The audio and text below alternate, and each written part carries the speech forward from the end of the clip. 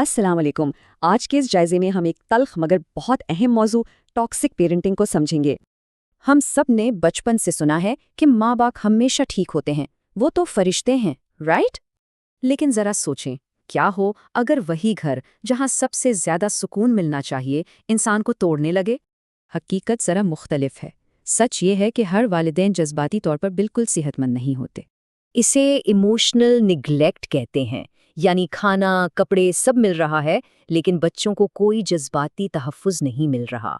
ایسے ٹاکسک گھر میں مار پیٹ نہیں بلکہ جذبات کو اگنور کیا جاتا ہے اور محبت کو ہتھیار بنایا جاتا ہے۔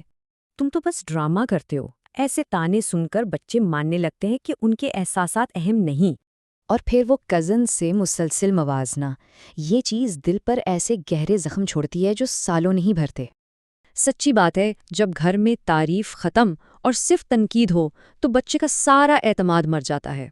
پھر شروع ہوتا ہے مشروط محبت کا چکر، بات نہ ماننے پر بلیک میلنگ، جو بچے کی شخصیت دبا دیتی ہے۔ نتیجہ یہ نکلتا ہے کہ بچے خود پر شک کرتے ہیں اور بس دوسروں کو خوش رکھنے میں لگے رہتے ہیں۔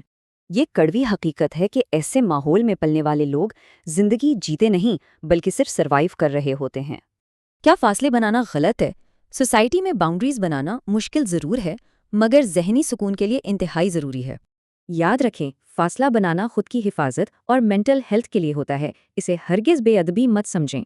والدین کو چاہیے کہ بچوں کو سنیں، جذبات کی قدر کریں، موازنہ چھوڑیں اور انہیں انکنڈیشنل محبت دیا کریں۔ ہیلنگ کا مطلب یہ بالکل نہیں کہ انسان واپس اسی ٹاکسک جگہ جائے جہاں اس کی روح روزانہ ٹوٹتی تھی۔ یاد رکھیں، انسان کی قدر ان لوگوں کے رویوں سے طے نہیں ہوتی جو اسے کبھی سمجھ ہی نہیں پائے۔